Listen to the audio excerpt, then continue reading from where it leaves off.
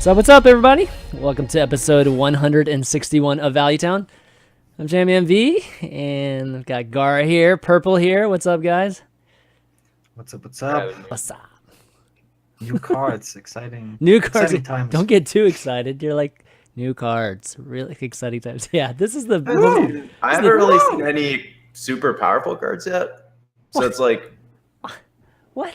Really? But at the same time, from like the game standpoint, powerful cards are terrible. Just like play against like terrible or powerful cards, like say it was just like Kelisef on 2 or stuff like that. It's just like, wow, this is absolutely busted. There's nothing I can do to beat that. Yeah, I don't think we're looking. I'm crossing my fingers for a low power level set where things aren't busted and we get to play Hearthstone. Like, well, I mean, so far, I think we've seen... I mean, we're going to get into it in a second, but we're like already jumping right into the cards.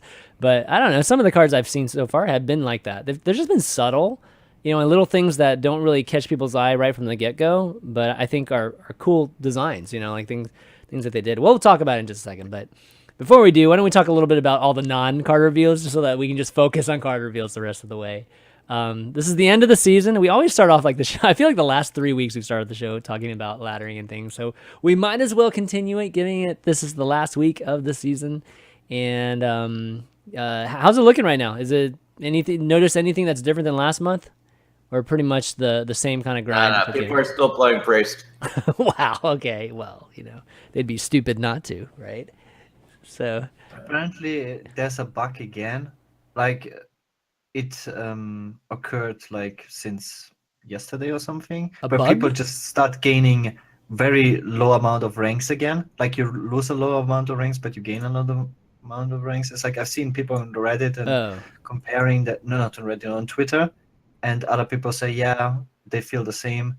Like a lot of people come up with the same with that complaint. So it's hard to climb right now. I know. Yeah, it's very, very hard. At the end of the month, like when you're like top 100 or top 200, it's 7 ranks a game, 8 ranks a game. Yeah, it's so hard.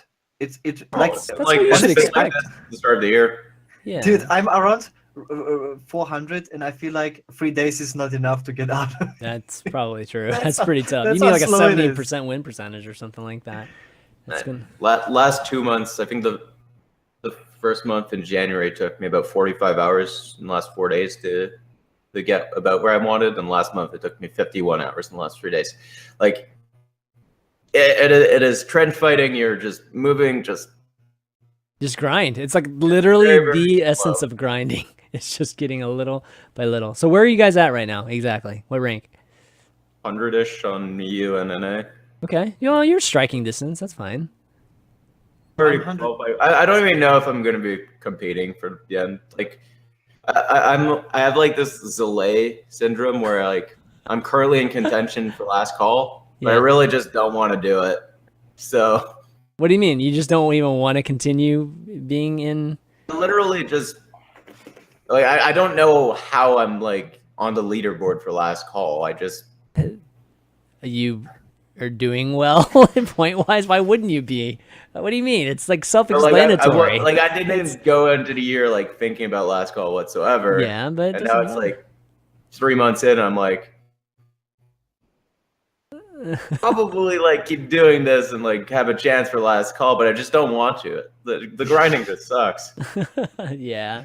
Well, I mean, you've always been like that, right? Like you've always been.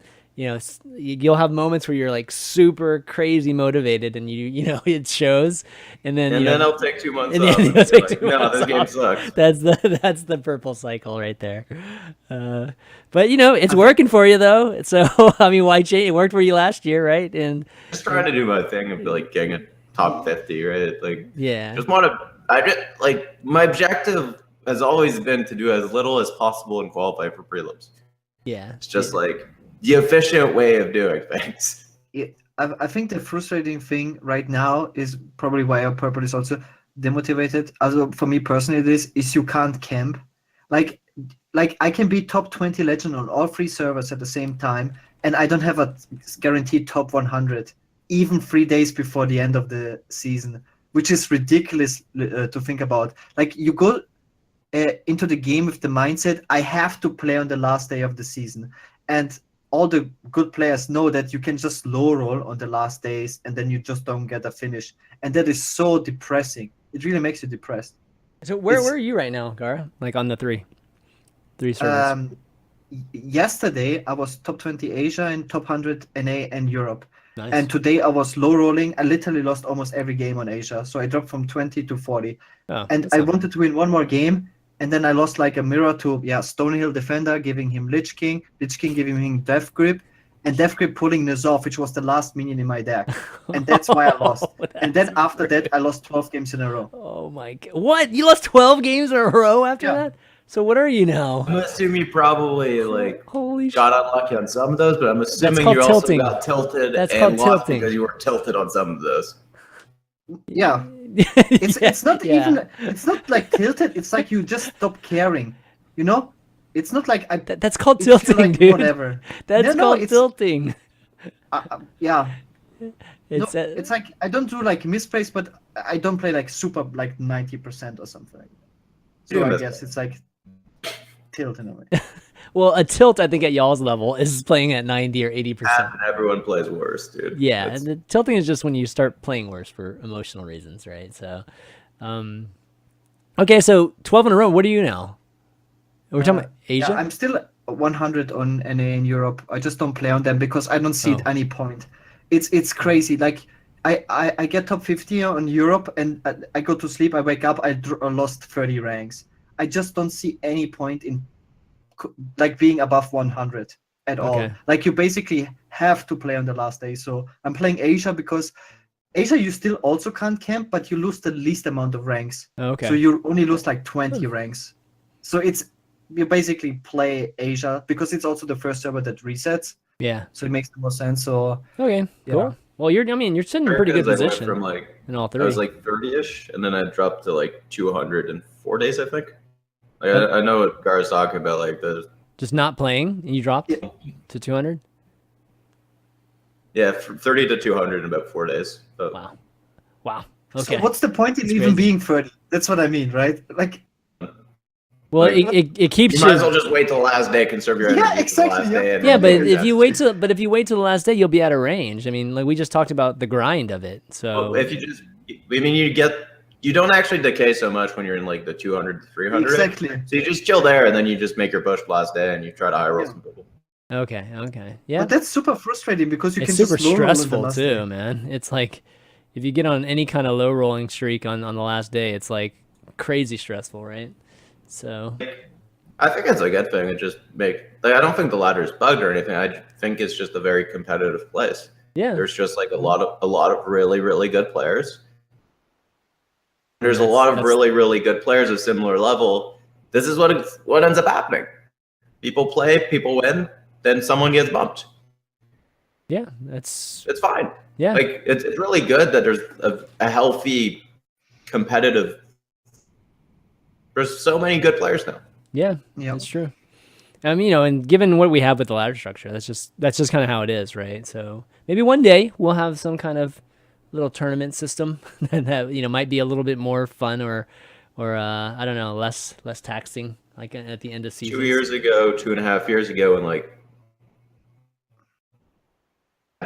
it was so easy to like just top 25 or whatever. It's just like, yeah, I mean, 20 people in the world that are like even close to good as me. I'm going to play the last day, even at low roll, I'm going to get there. And that sense of guarantee no longer exists because everyone is good now. Yeah. That's just how it is. 3 years ago, everyone was bad. And like Gaara's like me, we've been playing the game forever. And we remember these times where we'd be able to just get our top 50 or get our top 25, whatever, because everyone was bad. Dude, the first time I got rank 1 on A, I didn't have a single legendary card. Just play Face Hunter, Wolf Rider Face. Dude, that was a long time ago. Holy shit. But this was crazy long ago. It was easy. Yeah. But this is, of course, in a different environment now. Well, anyways, we've still got 3 more days left, and it's always going to be an exciting time at the end. Be sure you guys finish your rank as high as you can so that you can get a head start on that the 4 rank drop off that we have at the end of the season. Also, a reminder: complete your daily quest right now because you get free packs for every time you complete a quest. A free Kobold and Catacomb. I got the Watch and Learn. I got 2 packs from that, dude. Me too. I didn't have to play a single game of Hearthstone. Yeah. I got 2 packs and I opened 2 golden epics. What? Oh, that's 900 nice, packs dude. for doing nothing. 900 dust for doing nothing. Okay, It was all right, stacked. man. That's nice, dude. Yeah, that was one of mine too. I was saving up, right? You got to save up those quests on the very first day. So I had 3 of them, and yeah, one of them ended up being Spectate. Good stuff. And Blizzard's giving us more stuff again. We talked about it maybe the last couple weeks. We're seeing a lot more free stuff, and we actually even have an appreciation thread on Reddit today. A Blizzard appreciation thread for adding free rewards. It's like amazing. Happens, man. It's amazing, man. But anyways, I know a lot of people are waiting for us to talk about cards, so let's just dive into the cards. All right, we've got a lot of cards announced this last week. Obviously, the big one was on Monday, and Frodan and Peter Whalen had that stream, where they were going through the first, I think it was like 9 cards. And then since then, we've seen 6 cards per day. So we've got over 20 cards to talk about today. But I want to start off before we get into individual cards and just kind of ask you guys what you think about just some of the design themes that we've seen that's going to be, at least unique to the Witchwood. So things like Echo, keyword, Rush keyword, and then the whole odd even thing. I'll start with you, Purple, given that we haven't heard from you yet. And what do you think about all three of these things? So, like a very powerful control tool. However, Hearthstone have been for a very, very long time been all oriented towards tempo, and Echo, for the ability of a card to have the word Echo printed on it, means it loses stats for the mana cost. Yeah. Hunter has like a 2/1 Echo. Or no, it's 2/1. It's cards 2/1. are just understated, basically. Yeah, No, yeah. That's a rush card. That's what But the Echo cards are like understated, which goes against tempo. Sure, you can generate value out of but lose tempo. So you're cutting out a lot. Some cool control tools, but yeah. I don't think Echo will be a playable ability unless costed minion or a fair statted minion for the cost, which I don't think I've seen so far out of any of the Echo cards. Rush, on the other hand, all the games are so board centric and tempo oriented. A guy that just comes on the board and just kills something and doesn't die, in the theme of what Hearthstone has been for that same long time. Yeah. Value trading with a minion. Yeah. Like their guy dies, your guy doesn't die. I'm ahead this much. I'm ahead even like a 2/3. I have a 2/3 on the board. That means I can kill or help kill something else. And all of a sudden I have a mana advantage because of this. So I think specifically the warrior rush card was it 2/5 with it gains attack when it No, it's a 1 mana, right? 1/3. Well, that's not big, but yeah, you might. Any rush minion that can just take a value trade will be, I think, competitive. Okay. Charge is so irrelevant current meta game, anyways. Okay. It's all about just Gaara was talking about Wolf Rider. Let's look at Wolf Rider. Reason Wolf Rider is not played. Value trade on anything. Yeah, you can't value trade on anything. Yeah, that's true. Hey, you're cutting out a little bit. I wonder if it's a 3/3 rush for 3. Yeah. Borderline you killed her 2-drop and your guy sticks. Right. And right. I think the ability can be very strong in the sense of what Hearthstone is now. Okay. Hey, why don't we try to have you do push to talk, dude? You're cutting out again. We were talking about this earlier. But Gaara, what's your take on just the Echo and Rush and odd and even? I mean, we're seeing a few more now in terms of Echo and Rush, so getting a better picture compared to what we did last week. I think this is very interesting what Purple says. I think I also agree with the Echo cards. They just don't seem that powerful yet, the ones they have shown. only maybe like the Warlock Legendary one that might see play. So the Echo ones are just, they will just probably not be competitive. At least the ones we've seen yet. Because of the power creep that we have in Hearthstone. Rush is on paper extremely powerful and would see play for sure. I like to compare it to Death Rattle. The way why we played like Shredder in so many decks was because they can trade 2 for 1. But I think Rush is stronger because you decide the trades, and Death Rattle gives your opponent a counterplay. I can play a Shredder and you can silence it. You decide the trades, but usually because of the amount of stats a Shredder has, you play it anyways because it will usually trade 2 for 1. And Rush can trade 2 for 1 because it has charge, and the opponent has to. So it's powerful in that sense. Yeah. But if that would be powerful, we would probably have seen Shamans being played more. Like, because Shaman has Fire Elemental, Blaze Caller, a lot of powerful tools that way, but Shaman is unplayable. And I think the reason for that is that Hearthstone is quite in a broken state where we play like, Lecky and get a Void Lord on turn 6.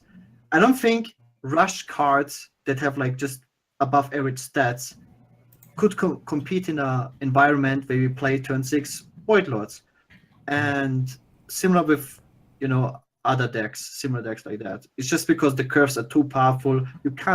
You don't get to play like minion trade stone. And if you don't have like a meta like that, then if you don't have like super overpowered rush minions, it's like not strong enough. That's how I feel about it. Right. Okay. It really depends on, because a lot of powerful cards are rotating out. Barnes is rotating out, but on the other hand, Spiteful still stays in the game. And if you have like a bunch of Spiteful decks, you're not gonna rush anything with your like, I don't know, Yetis. Yeah. Okay. Well, I think we're having some issues with Purple's mic here, so we're gonna take a quick break, and then we'll be right back, and then we'll get talking about cards here. But I just don't want him being like losing like half his speech. That's gonna be really, really tough moving forward. So we'll be right back here. Oh, I think we're gonna be right back. Hold on. Let me do this. I told you my Discord fucking bugs, man. The yellow.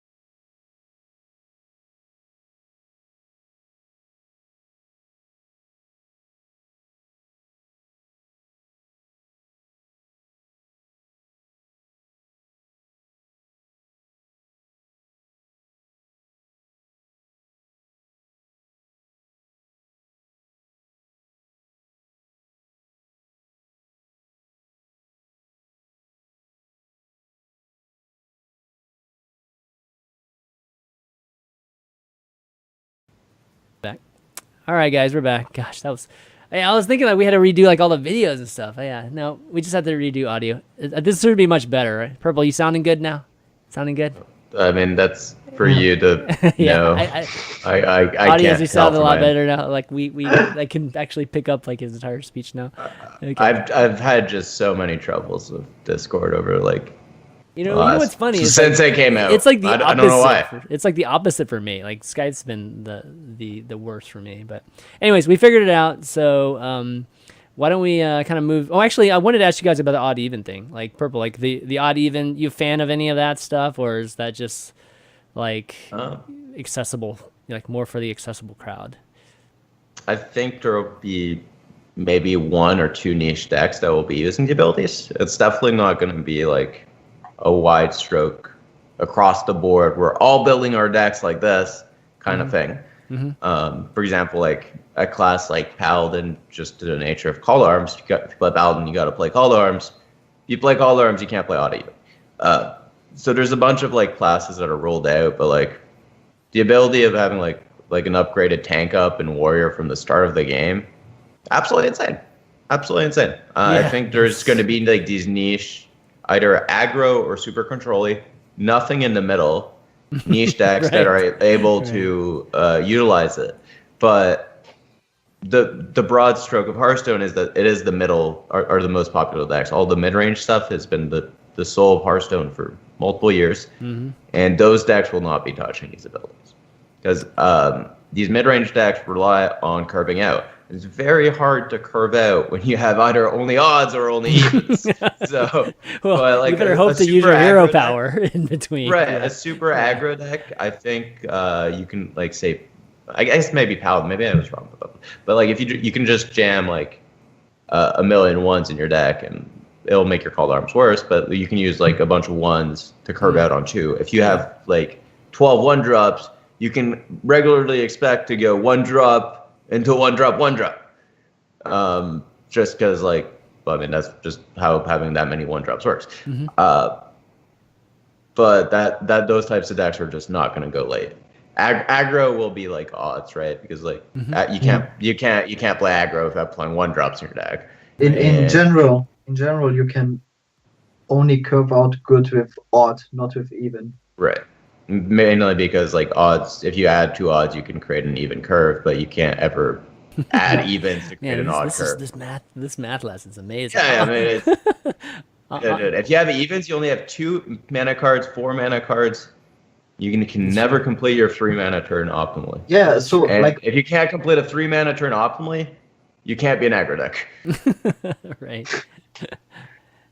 Yeah, and also the hero power just fits well, right, in the even slots too. So when you can't play a card, you just play hero power, and you're at least using some of your mana efficiently instead of wasting at least 1 or 3 every time. Yeah. Warrior, like for example, you look at Dead Man's Warrior now, right? You float so much mana in your early game. Like, if you don't draw exactly Acolyte of Pain, you're not doing anything on turn 3. On turn 2, well, you're gonna play Dry Whisker armor and gain 0 armor, gain 2 armor, 2/2 heal 2. Like these are turns where you're just hero powering anyways, and those are type of decks that can utilize that like upgraded hero power for sure. All right, so what about control then? Just looking at the opposite, right? Are we talking evens are going to be better or odds? You think? Just depends on the card. So I guess. I think control is the type of deck that it doesn't really care about mana curve at all. So it's just what tools are available to their class. Like, for example, like looking at like, if you look at Druid, not really a control class, but you look at Wildgrowth. If you're going to play a slower Druid deck, you got to play Wildgrowth. Yeah. So I'm starting to. You also need to play Swipe. So all of a sudden, if you look at Druid, because of the tools available, the important cards are evens. So you're just kind of ruling out odds regardless of like what you're trying to do. But it goes class to class depending on what tools can accompany this odd even mechanic. Yeah. It'd be hard not to play Doomsayer in some of these control decks, so I would think that maybe even would have a slight better usage in terms of control. I think Doomsayer is a card that's like borderline playable in every single control deck right now. Right. And doesn't quite make the cut, but like once you start fitting out all the odds of your deck, Doomsayer is probably a pretty good card to include in almost every single deck. Right. Okay, well, let's get into the new cards. We started off the week again with just a stream session with Peter and Frodan, and we started with a couple. Let's see, what do I have here? I have the 2 Druid cards that have, the apple and this whole forest or tree type of theme to it. Makes sense that it would be a Druid type of theme. So we have a 2 mana spell, Witchwood Apple. That's a common card. Add 3 2/2 tree ants to your hand. It's the same tree ants that we see, just with other Druid cards. Which costs 1. Yeah, which actually costs 1. So that's pretty so it's actually just force of nature, but strictly better, right? yeah. Because you can just space out the mana. You can just space out the mana by it's 1 cheaper. It's actually. No, it's worse because you pay more mana, right? No, no, you don't. No, it's 5 mana. It's 5 mana. Each treants is 1 each, right? So you have 3 times 1 is 3. They cost plus 1 2. mana? Yeah. They're not 2 each, Gara. Yeah. I mean, if they so cost it's just 1 mana, force of nature, but like you can space it out into your mana curve however you want, including on turn 5 be the exact same as force of nature. But on every other turn, it's just better, right? You can play this on turn 2, and then turn 3 you play 3 2s. Yeah, it's extra cheaper. It's funny. Totally. It's just strictly better creep. force nature. and it's actually a really good card if they cost 1 mana. Yeah, they do. Yeah. They should cost. I mean, that's all the treants, like living mana and force nature. They all cost 1. Yeah.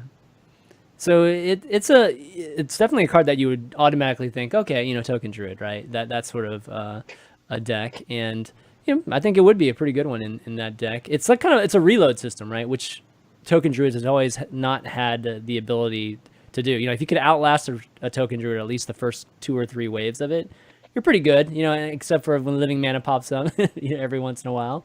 But I want to point out that like you make the comparison to force nature because it's like just like I said, it's just strictly better force nature. But force of nature is currently so far from being playable that doesn't matter.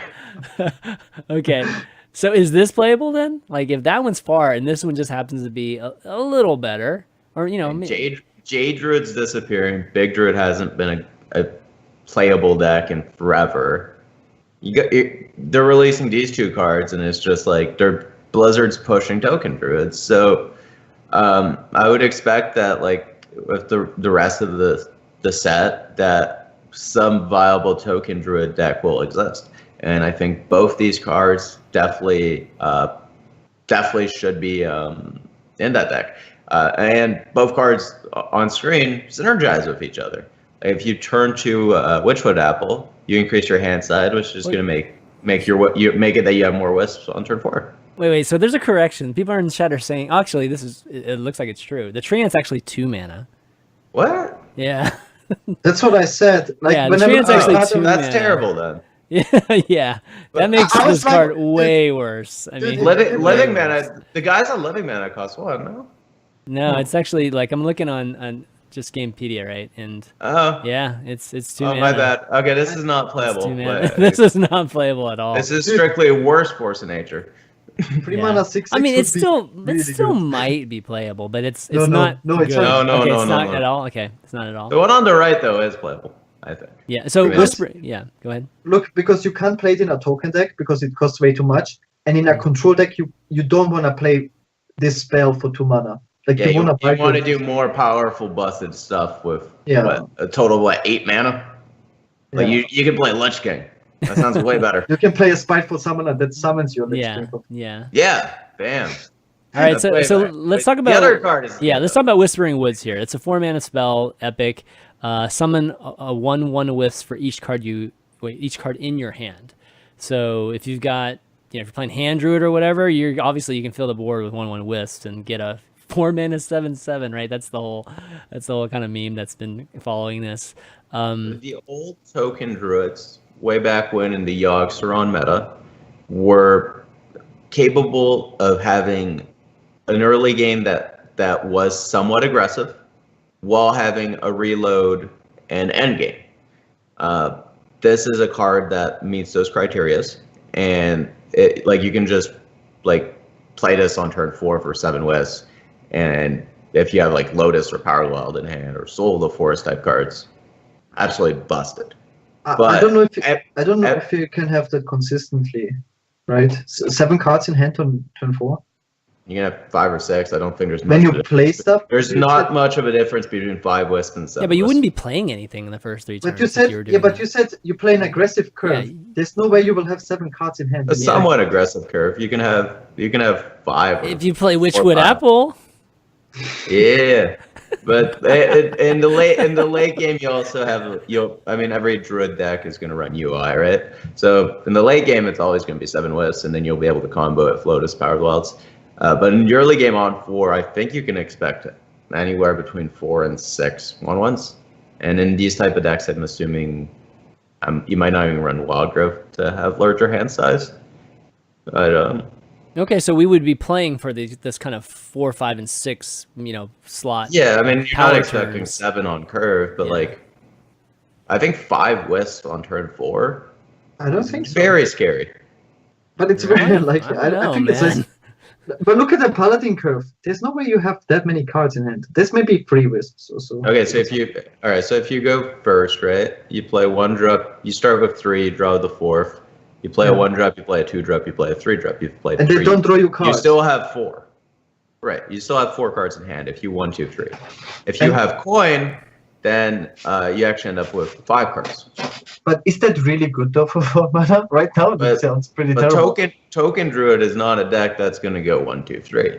Token Druid is like, it's not like Murloc Paladin. It's gonna resemble more like Dude Paladin, which was just gonna hero power on 2, or like you're not gonna have like a million 1 drops in your deck and a million 2 drops in your deck while playing this card. You're gonna be a deck that consists of probably like old Violet Teacher. Yeah, we're talking Violet Teacher type of stuff. But there's no more Mark of the Lotus as well. So right now I can't. Yeah, Power Laws. Yeah, Power Laws. And yeah. Oh, that's right. Lotus is gone. Yeah, so it's a really Lotus is pretty good for this deck.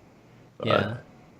I'm torn on this because I feel like they're a bit conflicting, and we've just been talking about it, right? Like figuring out how to put in this feels like an aggro type of card, yet the value is really from a hand druid type of thing. This is for a mid-range deck, not for aggro. All right, let's put it this way, Gaara. How many wisp do you think this card is good on curve? 4, 5, 6? I don't know, because if you compare it to Paladin, Call to Arms, how many stats? It's so much more stats, even more than 7. And if you look at Dude Paladin, not so much. Dude Paladin, you expect like 2/1/1 Divine Shields and like a 2/2, right? Yeah. So 5, I guess, right? Around 5 would be good. Right, but like if you play Whispering Woods against like Paladin and they don't have Knife Juggler exactly, 5/1/1s beats Call Arms. Yeah. Because you have more trading options and it will combo the swipe to clean it all up. Sure. I think it comes down to if you can play it consistently and get that many wisps. I think if you get 5 wisps, it would be insane. I think if you get 5 wisps, it's insane, and I think that's not an unlikely pan out by turn 4. Okay. Now, you don't need the 7. Like obviously, like you're not getting 7 on turn 4. Or I mean, that means you have coin and you probably hero powered. That's like not the scenario where the card's gonna be good. It's gonna be a good when you play like a Crypt Lord. Is that still in the game? Yeah. You play Crypt Lord on turn 3 to protect your wisp.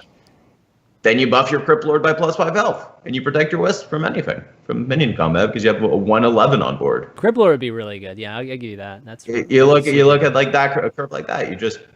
You can pass on 1, hero power on 2, Crypt Lord on 3, and play 5 wisps on 4. That's an absolutely busted curve against aggro.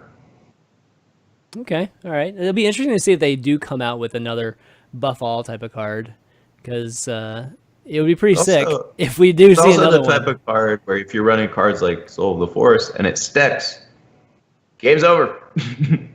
Yeah.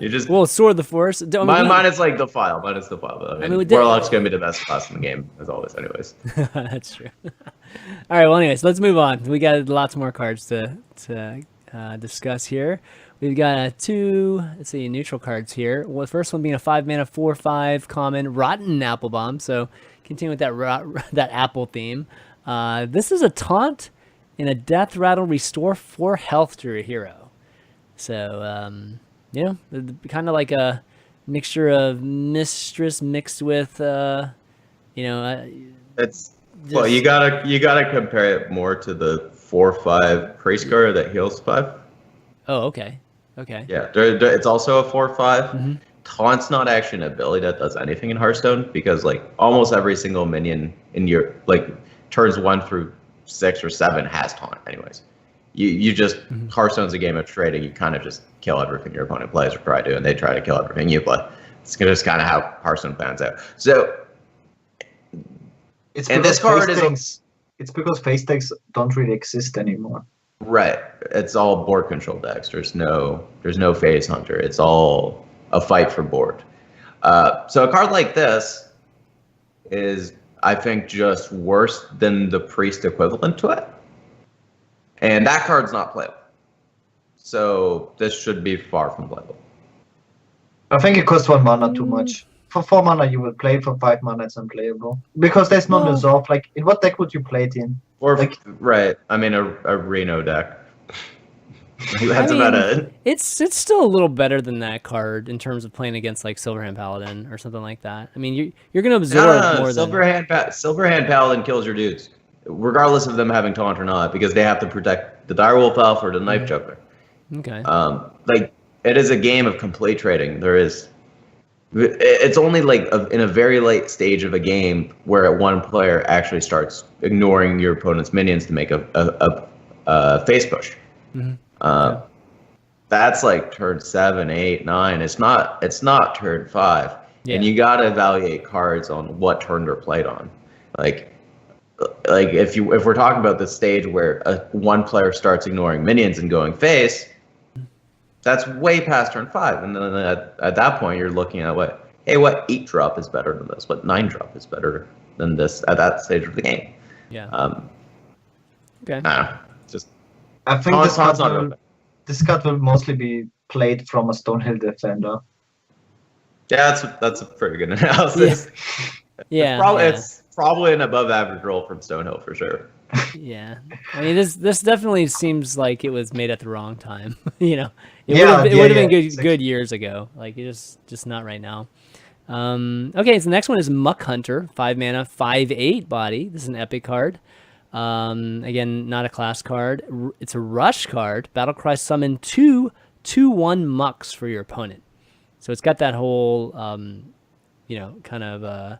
So it's kind of a 5/4. It's kind of a 5/4 rush 5, right? Just given like. Okay, sure. Because you give them 4 power in play, which you can use it to trade. Right. 5/4 for 5 can't actually value trade into anything. So the contingency on this being good is that you have like a couple of 1/1 tokens left from something to be able to kill the 2/1s, so that your 5/8 can value trade like their 4-drop, like say let's call it Chill and Yeti, and then it'll be a 5/4, and then the 5/4 will stick at you. That's a lot of things to have to be. But you need that the contingency that the 2/1s go away somehow and aren't able to trade into it. Because like one of the big things on Rush being good is that you're value trading and not 1-for-1ing. You know what's funny?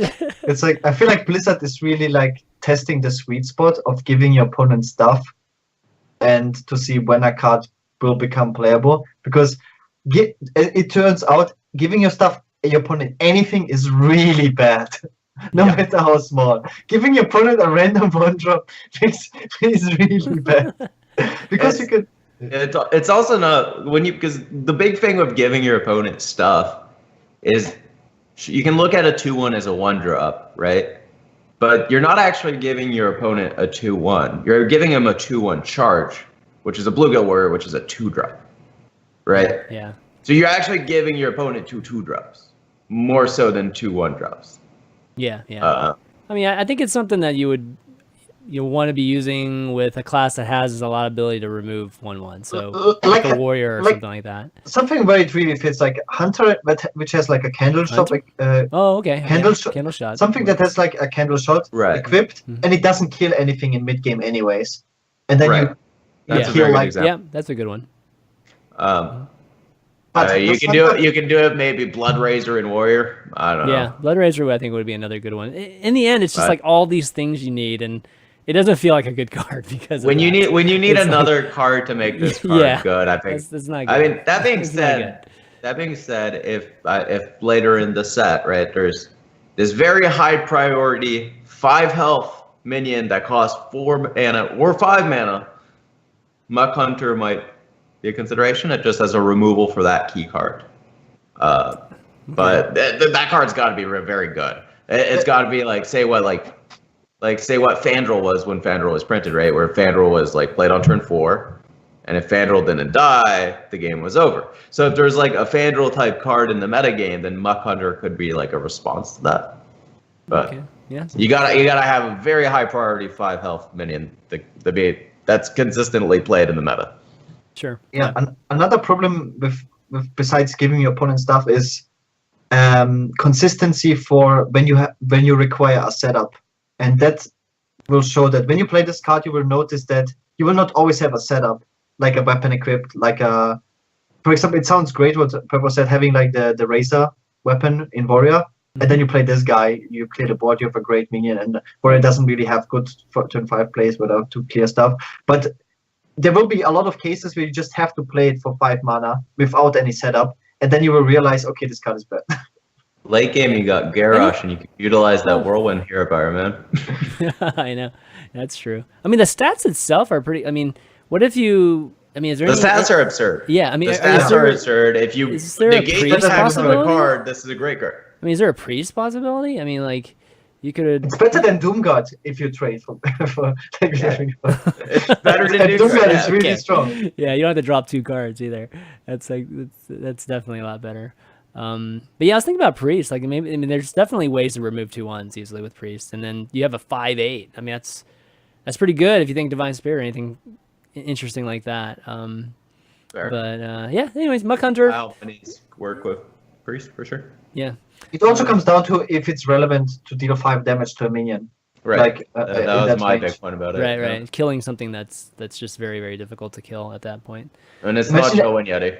Yeah, if the meta ever plays Joe and Yeti, the card is nuts. Right. Okay, we're moving on. We got a Warlock card. This is first legendary. 6 mana, 3/7 minions in your hand have Echo, and it's Glinda Crowskin. So I love this card. All the minions. So this is something that I feel like they've been introducing too, where it's just like all of a sudden everything in your hand has this keyword. That's like crazy. So I think at first knee-jerk reaction is like, this is incredibly insane value. But looking at it a little closer, it's like the best thing they could have done for a Warlock Legendary. They have to make it completely unplayable, because if you give anything to Q block, the game will break. If you give one more good card to Q block, it will become a 99% win rate deck. So it is that good already. I hope people that are listening understand what you're saying. He's saying this card sucks then, right? Basically. Oh yeah, it's absolutely trash. But like literally, Blizzard has one job in its expansion, and that's like not to create a card that can be played in Q block.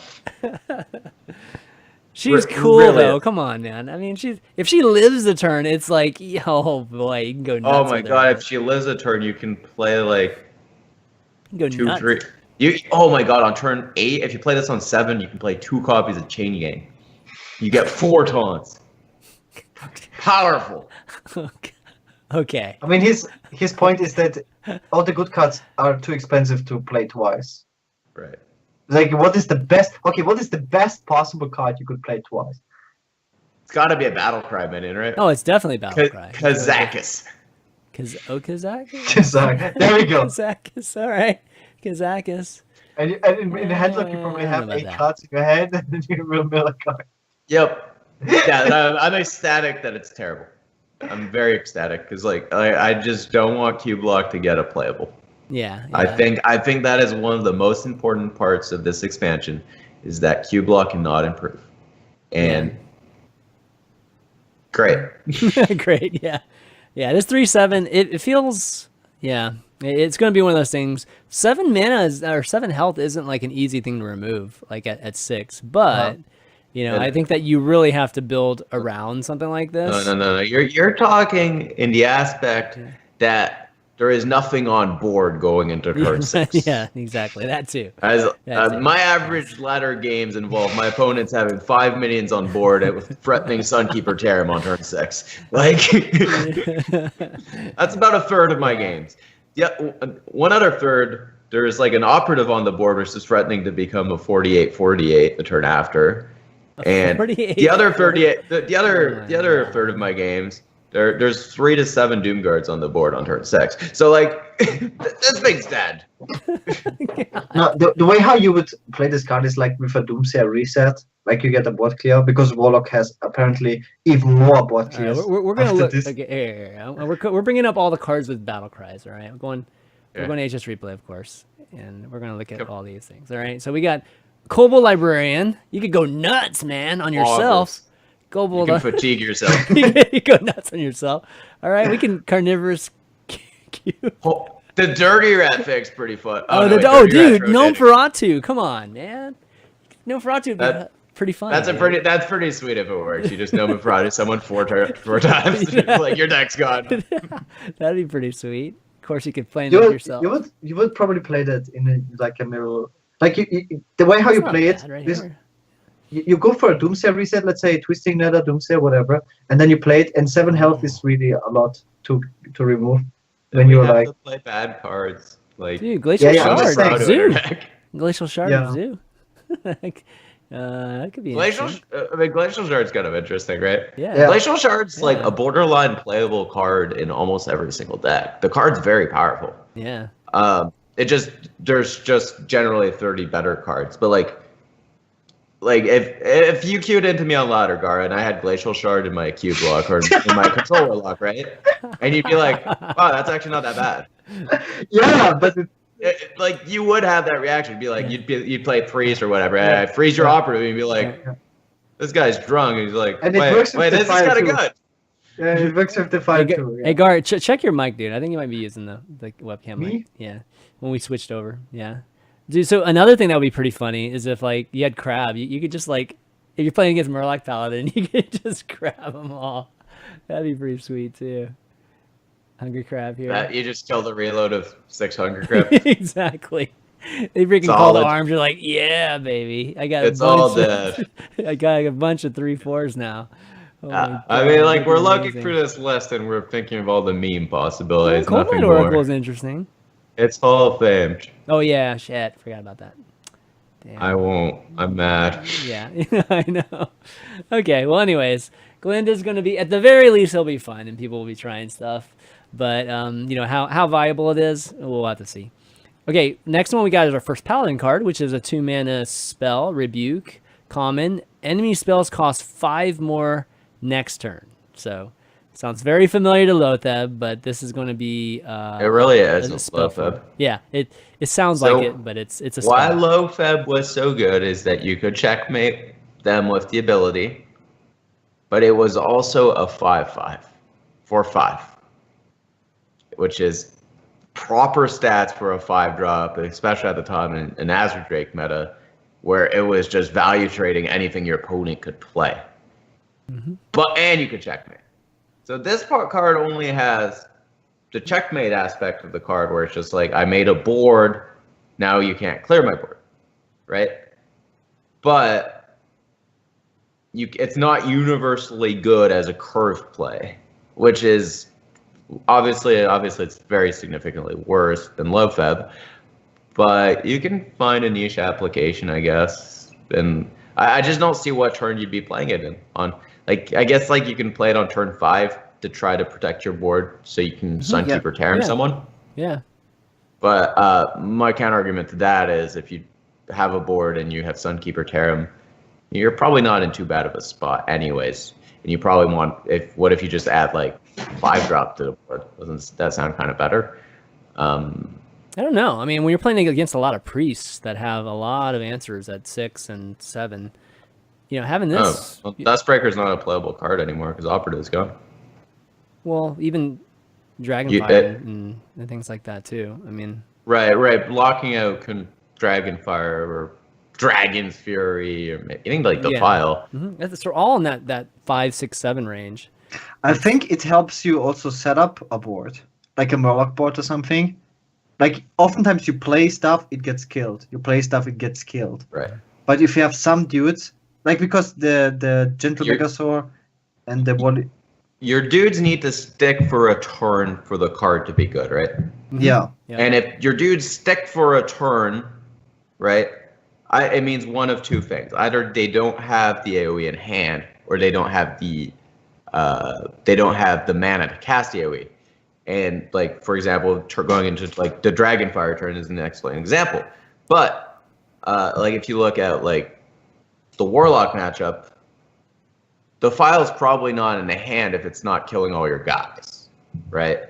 So that's not the true, turn right? once your guys stick, that means like they probably can't kill them anyways. Depending on, but like Dragonfire is an exception where like, yeah, sure. but you can't play this early, right? You can't play this card till turn 5, 6, 7, because if you you'd like, have to if hold it. That's the big negative, is that it Right. just basically eats space in your hand like during that time. But I don't know. Like I if you feel play like if you play like 1 drop, 2 drop, 3 drop, Call to Arms, and then somehow this shit doesn't die, and then you play this card on 5, you win. But yeah. like usually what happens is that you play 1 drop, 2 drop, 3 drop, Call to Arms, something kills all your guys before Rebuke happens, right? Yeah. I mean, I think it's one of those cards. Maybe you could play 1. You definitely couldn't play. I don't think you could fit 2 in a deck. But I don't think you could fit 1. Really, gosh, I think it's borderline. It's I think it's far from being playable. Okay. Very far. Especially if you look at like the metagame. How many decks that even play spells? Very few. Mm-hmm. Yeah. And even the decks that play spells, say Warlock, turn 5, what are they doing? Because like you're not playing it in the first 4 turns, so we have to talk turn 5 or later. Turn 5, what are they doing? Minari Lackey. But I mean, a lot of these games, I feel like a lot of these games where you're playing Silverhand Paladin or even Murloc Paladin, I mean, there are moments where you're just going, right? Like you're committed. But just think about it. Okay, if you talk about Warlock, if you play Dude Paladin, you play the 5 mana summon dudes, right? Right. And you play this for 7 mana Rebuke. What does a Warlock do? You can't Lackey on turn 7. Yeah. I mean, you have Skull Minari equipped and they're dead.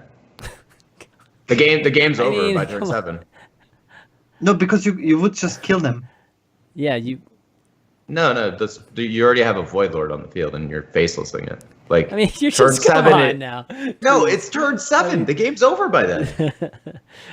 Like the AoEs are relevant in the first 4 turns, and then Warlock more times than Lackey that, you're right. Skull, Doomguard your guy, whatever. Like they stop playing spells after turn 5. Really, sure you can block exactly Lackey Pact, like on like turn 6. That's like it's a very niche application. But yeah, like you look at other decks. At There's like spiteful decks. There's a whole bunch like mirror matchups. There's a whole bunch of decks that just don't play spells. Mm-hmm. Okay. Gar, you're gonna say something? Decks that play spells have plays that are minions. Yeah, this is also what I'm really worried about this expansion is that Spiteful's Barnes rotates out, but Spiteful is a thing, and Spiteful like Control Lock and Cube Lock are completely untouched almost, and Spiteful is still a thing. You can still play Spiteful. As soon as people want to play like rush decks or whatever mid-range decks, people just play Spiteful and just destroy them. Or cards like this. You play the most fair statted minion every turn, then Brush ain't gonna value trade you. Right. And then you're gonna 1-for-1 all game, and then you're gonna play Spiteful and win. Right. Like, yeah, Spiteful's still gonna be a very good deck for sure. Let's move on here. Got some more very fun cards to talk about. All right, we got a Hunter card here. This is the first one they revealed. 4 mana. Houndmaster Shaw, it's a legendary 3/6. Your other minions have rush. And same thing again. This is like where, just everything else. It's basically giving one of these cool keywords too. So with Houndmaster Shaw, what do you guys think? Like obviously you're gonna want to be playing stuff with this. So it's one of those classic cases where this if this survives, it's really, really good. The biggest criteria for rush to be good is that your minion can value trade their minion, right? Yeah. If you look at current Hunter builds, on 5 they play Spellstone. Yep. Spellstone doesn't value trade anything, right? Well, very, very little does it value trade. Like 3 health is not a lot. So you need like a larger size minion, like say maybe like Bittertide Hydra to start. You play like Bittertide Hydra and you just run over whatever they played. But like you need that big minion that's core to your deck that makes sense to be playing in your deck. That's going to be value trade. So it's just got to be something like big and large that I don't know. can A trade. Spellstone, I mean, I still think that's a great play. I mean, like even if it's not like you're getting a lot more value in that trade, even just being able to trade and being able to do something right with those minions is a really good turn. So. Not Not to mention there's potential in just death rattles. Like it actually gives death rattle. Like death rattles.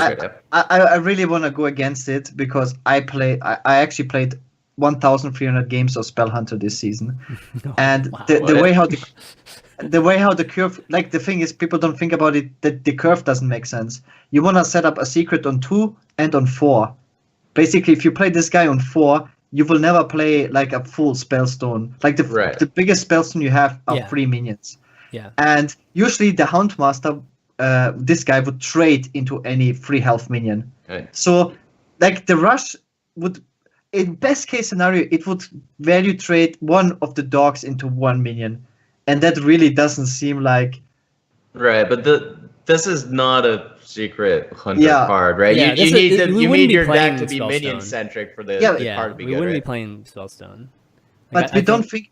We might still play Spellstone. We'll just have way more minions rather than spells in our deck. Like, Spellstone's a very good card and is the essence of Spell Hunter existing, is Spellstone's busted. Yeah, Spellstone's broken, you can but you probably have to... still play Spellstone, but, like, you're going to play, like, minions like Savannah Highmane or Bittertide Hydra or Stranglehold Tiger. Something that can value trade and stay alive. So you'd still have to play secrets then, right? If you're going to play Spellstone, and then it's like, what secrets make sense right now? I think another problem will be then that this card is a legendary, and then if you want to like play around it or like build a deck around it, and then it's just you will not hit it, and then your deck is just significantly weaker than just playing like a normal hunter deck. It has decent. I think the 3/6 for 4 when you compare it with like the Warlock card, when it does get casted on turn 4, I'd say like. Probably at least half the time it's not going to die, which is kind of cool, right? Yeah, but definitely. Well, like the Warlock one, it's going to die like 98% of the time, and when they're not killing it, you're probably like very close to being checkmated. I wouldn't be surprised if they come out with a very meaty 5-drop here. Like it seems to make sense. And if there just needs more. Yeah, if there's a meaty 5-drop, then you have an option. Decent 5-drops go great with this card. For sure. Yeah. Or like even like decently statted 3s and 2s. Like you can always make a combination play, right? Yeah. For some reason my gut tells me that this card is very underrated right now, and because of things that are about to come out and just one of these applications, because people either are just thinking about Rush and how it doesn't really work with what Hunter has always been. Which has been a tempo type of archetype, or at least those are the best archetypes for Hunter. But I don't know. I feel like this card is actually going to end up being viable in the end. But we'll have to see. Oh, for sure. Yeah. I'm never going to lose to this card. Oh man. All right. We got this documented. I only play concede deck, so Rush doesn't do anything against me, man. Oh, I see. I play heavy control. I don't have minions on the board on turn 4. Okay. All right. That's true. Okay. We'll have to see how that works then. All right. Lord Godfrey. All right, this is a Warlock card, legendary, 7 mana, 4/4. Battlecry, deal 2 damage to all other minions. If any die, repeat this Battlecry. So it's like Defile. It's like Defile with spell damage. You get a 4/4 body, man. And you don't die. Yeah, I was like, when I first read this, I'm like, oh, okay, it kills itself. But then I read it again, I'm like, oh, it doesn't kill all other minions. I'm like, what? What? It's probably a slight upgrade on Twisting Nether. Oh, in some matchups. I think for sure it is. Yeah. I mean, not in all matchups. Like but I think if you look at like Big Priest, right? Yeah. 2 damage ain't killing nothing, and then you're playing. Yeah. Way worse Fire Elemental basically, or way worse Blaze Caller. Sure. But like against like a lot of decks, it's just a Twisting Nether that can come down a turn earlier. That being said, I don't think Twisting Nether is a playable card. So. It is in Control Warlock. What do you mean? Like, totally. Control Warlock just sucks. Play Keep Luck. Dude, you're the one that was playing it a bunch. like about a month ago. But, no, the real question for me was just, why did they need another Defile, basically? Why did they need a Defile with a body late in the game? That was very odd that they came out with this card. I think it's good. I think people will play it. I don't think it's an auto ad, but I think it's definitely a flex ad. It's slightly better than Abyssal Enforcer, right? As well, which is like the card you gotta compare it to because it also got 7. You gotta compare it with Abyssal Enforcer. Much better, because it's not a demon. I think That is a big deal. Right. Well, I mean, the battle cry is also stronger than the Abyssal, of course, right? And you don't nuke yourself as well for 3. But I think card's good, but card's not like OP or anything. It's just like I actually think this card goes in Q block probably, which is kind of scary, but it won't be like a game changer for the deck. Yeah, I mean it's a relative thing, right? Like Warlock's already had stuff that functions in terms of removal. They have so it's much just like removal. It's not even a slightly better way. It's ridiculous how much removal they have. It's if we counted the cards, I think they have like 8 removal cards. I feel like if I run this card in a Warlock mirror and like you don't, I feel like I have a huge edge because like I think you just set this up and it kills Gul'dan, it kills this, or N'Zoth's gone, right? It just kills like you play your Gul'dan, you get like 4 Void Lords, and I think like it all dies. Yeah, or you could at least set it up that way. Yeah. I disagree. I think this card will be auto-include, and the reason for that is Defile Zetalot is super insanely powerful. The reason why you don't play it is because it costs 2 deck slots, and if you can play Defile Zetalot in one card, that's a big deal. And you want to do Defile Zetalot in late game anyways. Like sometimes it kills Call Arms, but in usually. So it's just nuts. It really is super powerful. It's going to be one that's like I said, at the very least, it's going to be flex. You know, like And some people will put it in Q block, some people won't. Like it's got that ability like what's the 4/4 when you play a 5 mana spell at cost 0? It's kind of like that within one card. It's like when Big Spell Mage plays like Dragon's Fury and then the 4/4 guy. It's kind of similar to that. So it's got like that comeback tool where you take back board control as well, which is swell.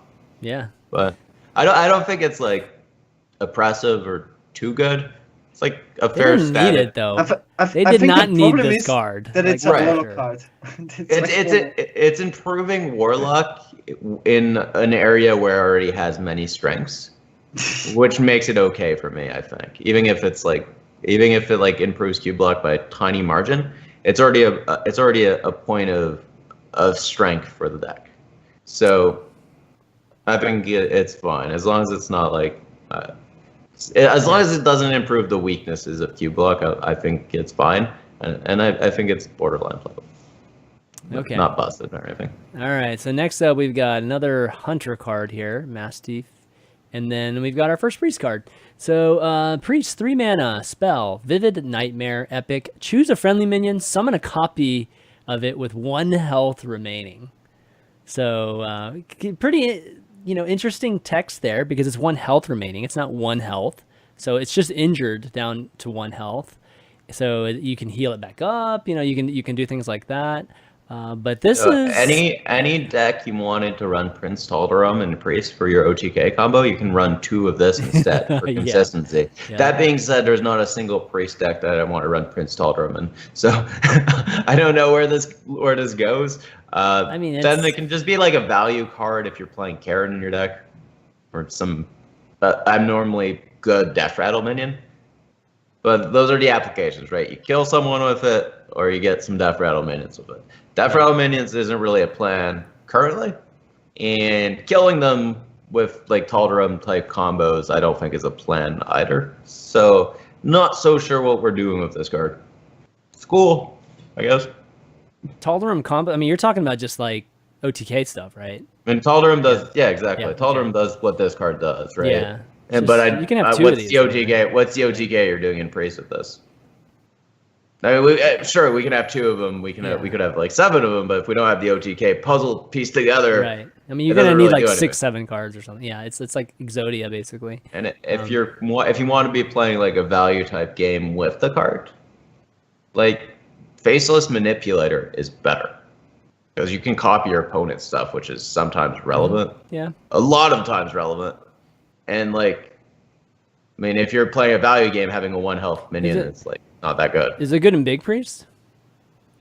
Kind of. Not really. Like an 8/1. Well, you can't play Big Priest anymore. There's no Barnes and no Isharaj. You could still figure some. I mean, it's not as good. It's definitely not as good. No, but I mean, even so, right? If say we leave Big Priest as is, would you play this card? Probably not. No. Like why, like you have a Lich King on the board and your Lich King magically doesn't die. Do you really want to play an 8/1? Like, is that really like what we're looking to do if our turn play an 8/1? Like, yeah, but it's an 8/1 that gives you a card too, though. It's only 3 mana. We're talking about a card that only costs 3 mana. Right. But like, all right, but like you have something better to do than play an 8/1. Mm-hmm. Like, there's gotta be. So like in terms of value, it's just like worse than like Faceless Manipulator. I think you only see this card being played from Lyra as a random spell that you get. Sure. Okay. All right. All right. Next one, Hunting Mastiff, 2 mana hunter card. It's a beast, common, 2/1 Echo Rush. So it's got both of the new keywords in it, and I actually think this card's really cool. But wanna hear it here. The main reason I think it's cool is because like it can be like considered a removal spell in the form of a minion. You know, like you could actually let's just say it's an 8 mana, you know, like 2 damage across, you know, just to do, you know, remove 4 minions or something like that. And it's got the flexibility of doing that. It's not great in that application, but because it's flexible enough to do multiple things, I think the design of it is a very, very interesting thing. So Unleash the Hounds can go face. Yeah. That's my whole point about this card. It's not meant. It's not meant to do that. I mean, this is more of a removal card than anything else. A very shitty removal card. Okay. So if you play like if you play Lich King, right? Mm-hmm. I can play 4 Hunting Mastiffs and kill your Lich King, dude. Gotcha. Okay. All right. Sure. I mean, is it the 1 health that makes it? I mean, what if it was 2 health? No, it scales really badly.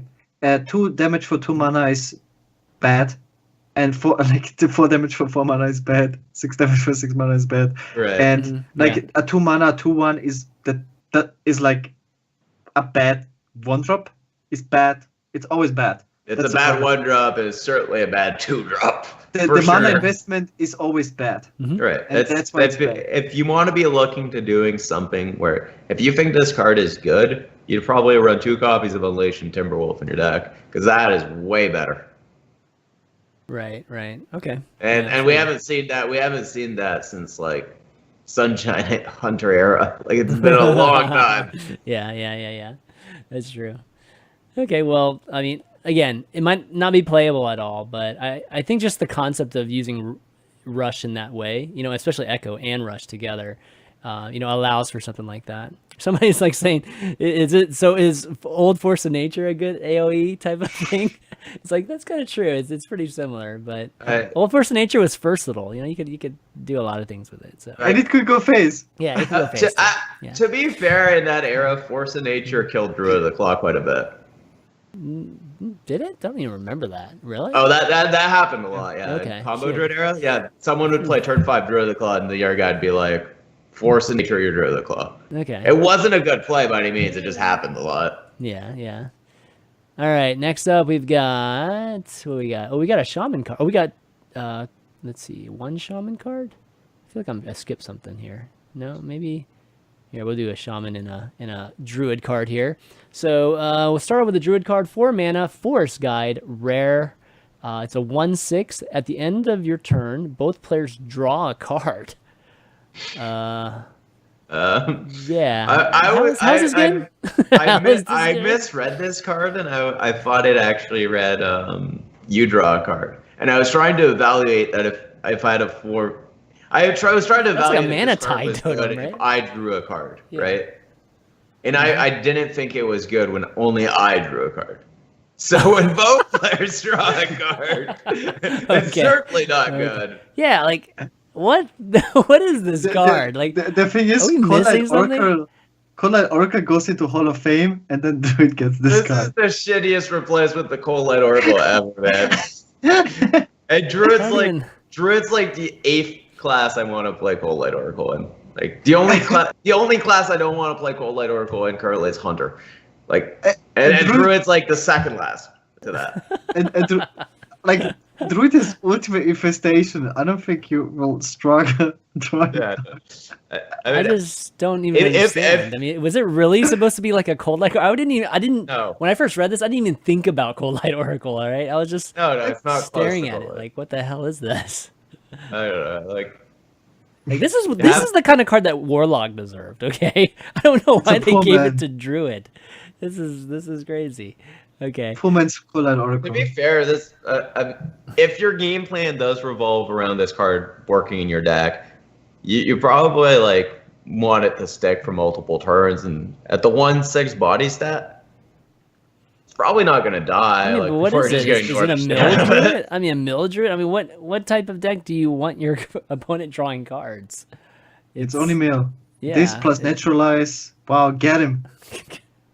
Yeah, get him. Get him. All right, moving on. maybe I should read 50% of the time you draw a card and 50% of the time your opponent draws a card. Jesus. Okay. All right. Witch's Apprentice. It's a shaman card. 1 mana, 0/1 beast, but it has taunt. It's also a common card, but it has taunt and battle cry. Add a random shaman spell to your hand. So it's kind of got that Pavel Babylon is book going feel to to it. become the next world champion. This is Pavel's card. Oh Yeah, my god. I was- Pavel's Apprentice. Is that what we're going to be doing? Calling it now? It's it's the Paveling Apprentice. Paveling Apprentice, exactly. I wanted to say this card is completely unplayable, but I would still play it in the next World Championship. Okay. Now, the problem is, okay, listen, because I talked about this shortly on my stream today, and people brought up, you don't know the new shaman spells, right? New cool shaman spells. Maybe they're like super broken, who knows, right? So first of all, Bubbling Book is better than this card. You don't want a 1 mana 0/1. First of all, Shaman doesn't have J-Claws anymore. Like, a 1/1 would be so much better for Shaman. Babbling Book on turn 1 is a decent board control play. Yeah, but it's still like not, but it's still not played right now, Bubbling Right. Book, in any deck that is not Quest Mage. Just to bring that up, right? Right. And a Shaman, what do we want with a 1 mana 0/1? So the body is completely irrelevant, right? So what you get is a random Shaman spell. Let's look at the random shaman spells, guys. Yeah, we gotta like- subtract some. We gotta subtract I some wanna, of these. I wanna Let me get to get rid of some of these. like the first time you will play this card, you will get a Totemic Might, and then you will remove this card from your deck. You're gonna go to the collection and dust it for 5,000. I will say I think that like a random mage card or a random mage spell better. is a lot better than It's a a lot random. better. Like AOE cards like Frostbolt, like that don't overload you. I think the overload factor works against Shaman for sure That's true. in a sense because you can just mess up your mana curve with random cards. But yeah, the Bloodlust, like all of these things are just so situational. But like if you look at Mage, you got like AOEs, you got removal, and you got Secrets. Like that. You got secrets. Like all these things are But- somewhat playable. But Bubbling Book has like on top of it synergy with the Mage Hero power. The Shaman one has no synergy. It has synergy with Jaina, and we still only play Bubbling Book in like only Quest Mage. 0/1 into Flame Tongue, dude. The curve. And it's so much All better. right, so this whole add a random spell thing for Witch's Apprentice is obviously not the greatest. But, And Swashbuckler was good because Rogue has no turn one play and it pulled patches. but like, Yeah. okay, so And here's a question too. Why did they make it 0 attack? Because Like, it's like because of Hex. Hex. It's like Hex compared to Polymorph. Oh, I see. That's all. Okay, because of the frog. Oh, okay. Yeah, I didn't it's- even think about that. Wow. Okay, that's that's not a good reason. That's but being thematically puts- consistent here. It wasn't that important. But then it costs 0 mana because the frog is a 0 mana 0/1. He's got a good hat, though. We can all agree on Yeah, that. Yeah, the he's art cute. is He's great. cute. I'll give him that. He's cute. He's definitely cute. But if we're talking about random spells, I think a better design or implementation of that was actually Hagatha, which is the hero card that we saw in the announcement video. You know, where it just like fell over Blair Witch style. And we finally find out what it actually is. So Hagatha is the shaman card that we knew, and it's a legendary 8 mana. Gives you 5 armor, of course. Battlecry is deal 3 damage to all minions. So you get that Hellfire effect without hurting yourself. And then the hero power is called Bewitch. And it's a passive hero power, so you don't have to use any mana. After you play a minion, add a random shaman spell to your hand. So similar to the frog, but this one you just get it anytime you play a minion. So Yeah. lots of value here, right? So in a deck where an 8 mana card defensive DK is going to be used, you're going to be playing a control deck, right? Yeah. If you're playing a control deck, you're much more spell oriented than you are minion oriented. I was about to say the same thing. On top of that, right, 8 mana, deal 3, doesn't actually kill anything relevant that's on the board on turn 8. But for Shaman, it's still better than anything Shaman has, so you would still play it. Probably, yeah, but it's still not good. Removal wise, yeah, that's probably true. But like, if this card like read like deal 4 to everything, all of a sudden we're talking. But like deal 3, it's so little. Deal 3, it's so little. All right, so let's talk about some archetype that might work. So Elemental Shaman, right? Throwing something out there that has a bunch of minions, it's mid range. Do we see this, working? This hero power would just be kind of like a Lyra. Like it doesn't necessarily, it's not clear as to how it helps your win condition, but it just gives you so much value that there's got to be some way to win, given how many. Thrall's just better. If you're playing like random elemental minions, it's just better to evolve them and like +1/+1 them than it is to have a random card in your deck.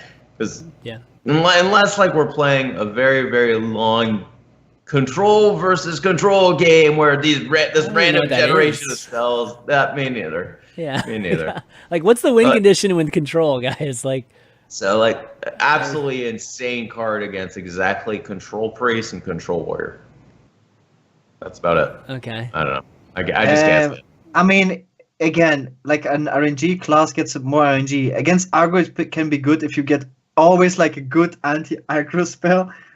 But in Shaman, you don't necessarily play a lot of minions. But if you play, let's say, an Elemental Shaman, you would play this card in. Then you can high roll, get good, let's say, a bunch of Lightning Storms, a bunch of Volcanoes, if you get lucky. Yeah. Wait, is this Murloc Shaman maybe? Maybe Murloc Shaman can actually be something? Well, we're just gonna kill all our Murlocs. We kill our own board. How does that help? That's true. But that's another problem, right? Because the way how the elemental synergy works is it requires you to always play an elemental before that, right? This disrupts the elemental curve. Let's not talk about that. And Kalimos is better than this card. Kalimos is a 7/7. Jesus, Kalimos is way better than this. It's like it kills, like killing your own board is usually not very good, except your Warlock. I don't see the effect of dealing damage to your own stuff being. This is why I don't like Dragon's Fury. Like even in Mage, Dragon's Fury is not good, that great. I mean, you really don't have minions in Mage, so. Yeah, and Mage has like no minions. Yeah, you really don't. And if you play a completely minion-based deck, I don't know, dealing damage to your own stuff. It doesn't sound. I know this. I think I'm gonna defend the card and say one thing. The other 9 DKs printed before this are all absolutely fucking busted. Yeah. Right. So just based on that, right? Like every DK in the game is absolutely busted. So this is a DK. Maybe it's busted. Maybe it's busted. Okay. Yeah. I mean, based on what they did with the other 9 DKs, I know, you'd expect this to be good. This one feels. I know it's spells and not minions, but it does feel a little bit like Hunter. Like the value's there, but it has to be like a long game, and like it doesn't end up happening, so we don't actually end up seeing it in the end. But has that potential for a crazy control type of archetype. So I was running Jade Shaman for the last like 2.5 months or so. I mean, now that deck's not going to exist, but I think I have proven that Shaman can go the distance. It's got decent control tools. Yeah, it definitely does. I think it really is what Purple says. 8 mana, deal 3 damage it will be like too little. The battle cry is unimpressive. If this card if it dealt 4 at all, I'd be like, wow, this card's going to be great. At deal 3, it's missing that breaking point of it being insane. Okay. I think it's not bad against Gul'dan. Yeah, kinda. Well, definitely going to try it out for sure. I want to see what kind of spells I can it's Shaman, he will play it. Yeah.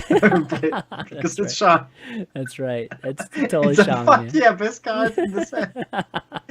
Oh man. Okay, well, next, let's see, next two here we got. Let's see, a warrior card. Oh yeah, this card.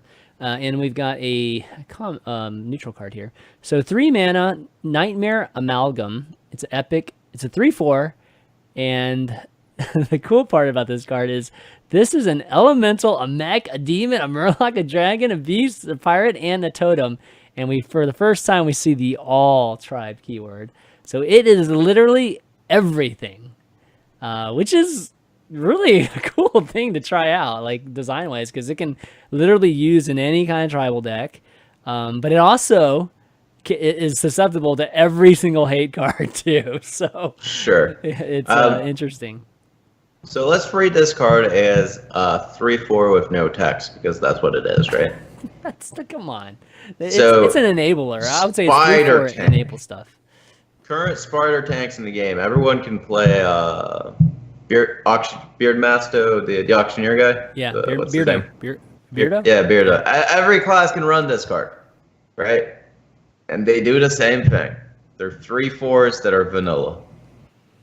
I mean, this is an enabler though. Like Yeah, anything that needs like an elemental or needs a dragon or needs a beast, like it functions. I think the strength of it would revolve around a deck where you're running multiple tribes, and yeah, like Zubat, right, and things like that. Right. All the Zubats plus the +2/+2 guy. That guy's actually insane if he lands on 2 guys. Mm-hmm. There just aren't decks founded around multi-tribe though right now. But like the only way it has value, say you're just like playing Murloc Paladin, right? You're not gonna play a 3/4 in Murloc Paladin. It's just not good. But if you're playing multi-class and you can start getting value out of like multiple buffs across multiple tribes, then maybe. But still, those cards are very far from being busted by any means. Okay. I'm thinking specifically the 4/4 for 5 that gives +2/+2 to a Murloc. Yeah, a dragon. A beast. It's like a beast, dragon, Murloc, right? Yeah. Mm-hmm. So a card like this enables that card, which is cool. But it's like that card, even when it lands, is far from being OP, given like how much setup and effort you need to make it work. So, yeah. I think this card is very cool. Yeah. It's not very powerful, but whenever you think about something that involves synergies, you can play this card. If you want to do anything with totems, you can play this card. If you want to play like Hunter or some beasts on curve, you can play this card. You think about dragons, you can hold this card in your hand. It can be a Murloc, so if you want to have like an addition, whatever you think about, you can technically play this card because it has like decent-ish stats, right? My favorite part of this card is that if you get a golden copy of it, you can disenchant it for 400 dust. You're so stupid, man. No, I mean, the thing I appreciate the most about this card is really just the design, because they made one card that's really 8 cards. So I appreciate that. I actually think that's really cool that they're trying that out, and I think we'll see this card. I think people will feel like if you're trying to, we have these issues sometimes when we're trying to build a specific tribe type of deck. There's just not quite enough, or we're just missing some key spots. Well, now we have something. We have 2 cards here that we can just fill in. Like if we ever need like an extra, extra Murlocs or extra pirates or extra dragons or whatever. I mean, I think this helps out. Actually, the card won't see play because it's an epic card. Because you have to craft it. If this was common, I can see like people like playing around with it for fun, but it being epic, I think that's actually a big deal. I think that's actually a big deal. Oh, you really? Okay, I don't know. Yeah, I mean, it definitely is harder to get. I mean, I feel like sometimes I have a hard time getting epic cards than I do legends because there's just so many of them. Yeah. Anyways, I think I'll give it a try. 3/4 is a pretty solid stat line too, even for. The problem is, like you said, it's vulnerable to every single hate card.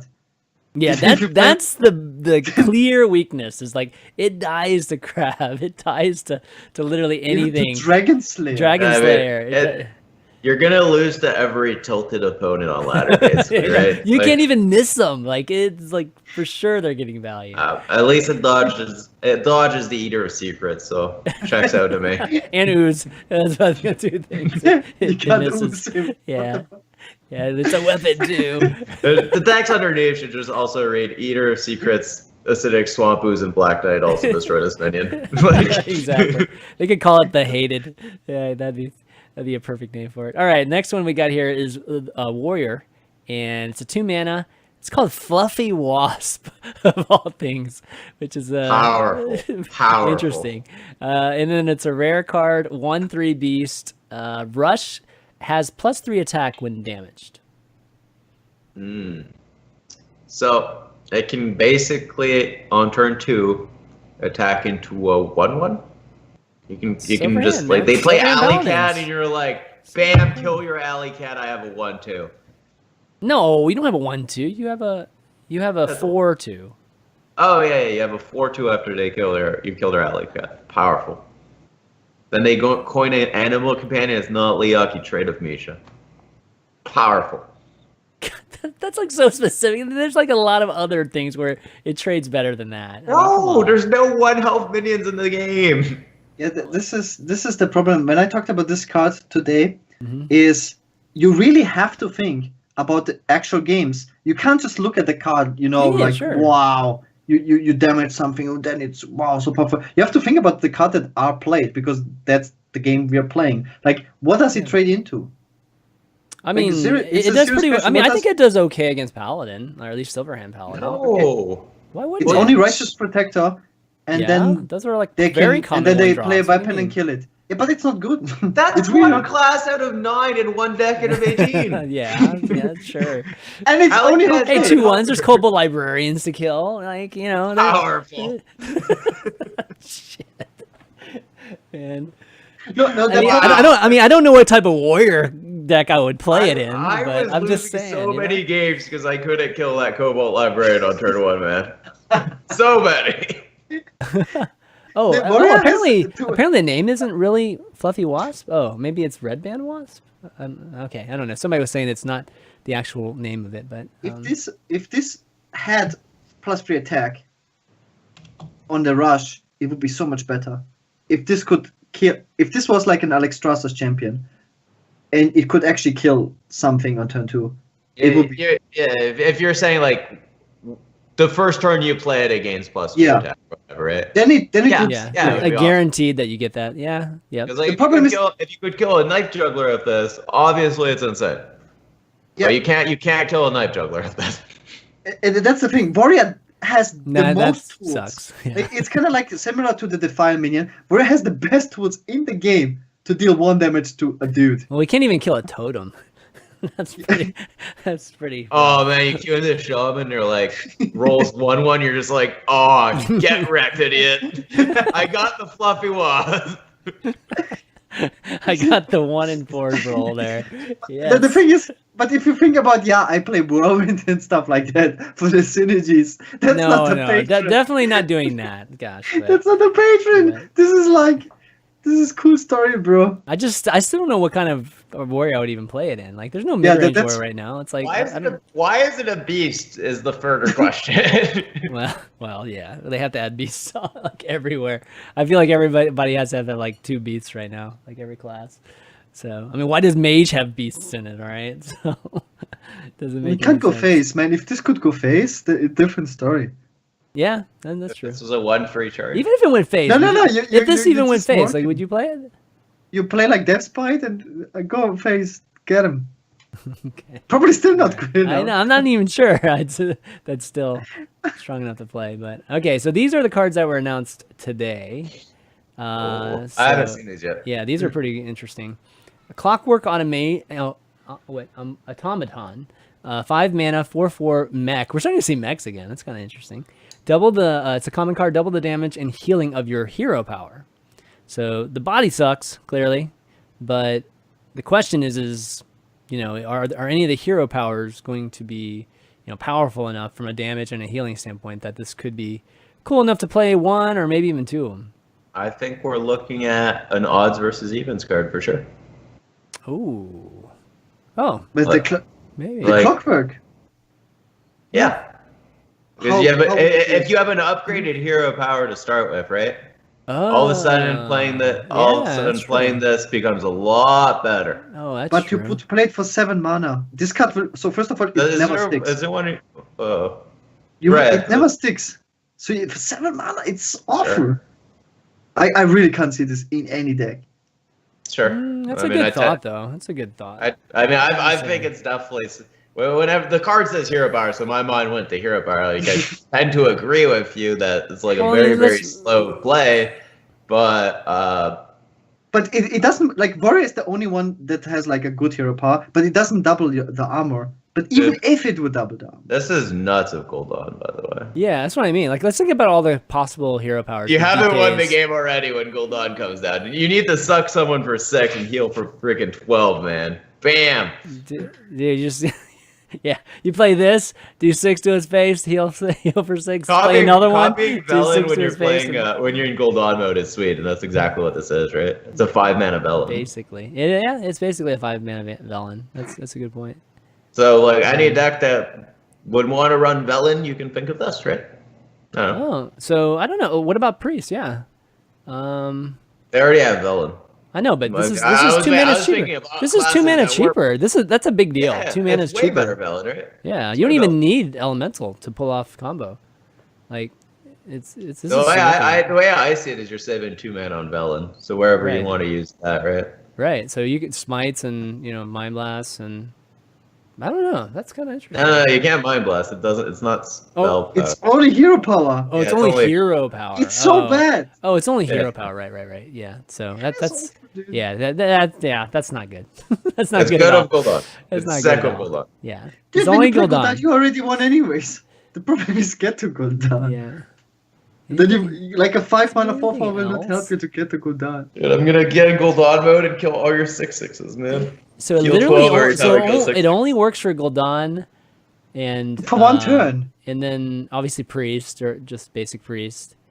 And Hunter. They probably concede before. Hunter. I mean, it only works for a few heroes anyway. Is this permanent or as long as this guy is alive? It's when he's in play. Yeah. People say Taunt Warrior. No, it doesn't. It doesn't even work for.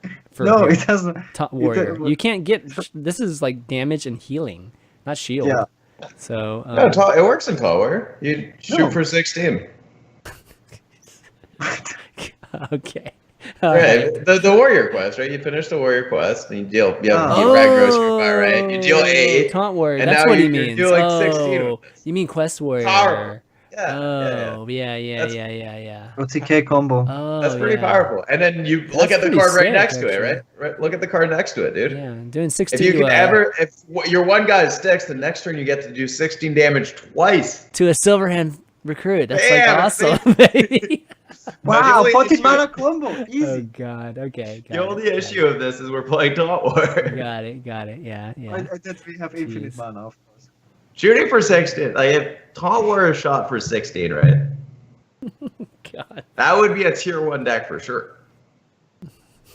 Undeniable. Except for there's no other good taunts that would survive long enough for that. Jeez. It's undeniable. If you double from 8 to 16, that deck is absolutely broken.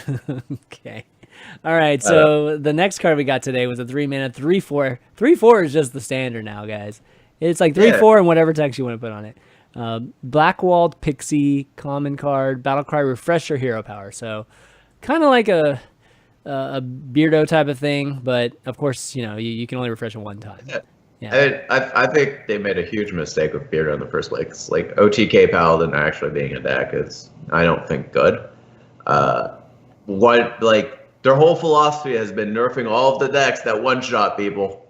So why is this OTK Paladin a thing, right? So I think this is a fine replacement for Beardo, where it's like, oh wait, well he accumulated 2 2/2s and now he can win because of this, which is fine. But you don't want one-turn kill from hands ever. That's what Beardo was. And this is just like a slightly worse version of Beardo that has some functionality, which is good. Okay, yeah. It's not a good card. It's not a good card. It's not a good card. Okay. Any other way to abuse The hero power here. Like Taunt Warrior, man. Yeah, it's Taunt Warrior when you want. This is an extra good healing card for Warrior because it gives you like decent stats. Like, if you can tank up twice, it's a very good heal bot, right? It would be a 7 mana heal bot, like a 3/4, 8 armor. Armor is better than heal. I mean, way back when in the Justicar era, there was that 2/3 guy that allowed you to hero power twice in the turn, right? I played him sometimes. It wasn't good though. No, it wasn't good either. Yeah, it definitely wasn't. And a 2/3 for 2 is kind of similar-ish in that sense to a 3/4 for 3, right? Anything good with like Jaina or? I'm trying to think of some of the other ones. I think these cards become relevant when you try to build these decks. What people don't realize in standard, the card pool is just so small. Whenever you try to build like a Reno deck, in the beginning it's just so hard because you don't have good cards. And I feel like you will just at some point go to the collection. You just don't have playable cards, and then you play an odd deck, and then maybe this card is like good for an odd deck because you just have nothing better. Yeah, I mean, there's probably some other spider tanks you can also include in your deck. There's plenty of 3/4s to choose from. I think you'll be fine. Whichever one you have, Exactly. but you open in your packs, man. Right. Okay. All right. We got 3 Spider of them tanks left. though. Let's kind of look at all of them at once here. Okay, we've got 3 of them here. All right, we've got our. That's a rogue card, right? So we got a rogue card, 4 mana. It's called Wanted with an exclamation mark, and it's epic spell. Deal 3 damage to a minion.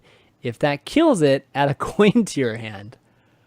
What? So I was talking with Drunk Firebat last night. What? And I just saw this card on Twitter, and I like read it to him, and he was like, "Wow, this is insane." Now, Drunk Firebat was not able to explain as to why he thought it was insane, but Drunk Firebat's instinct was that this card was good. I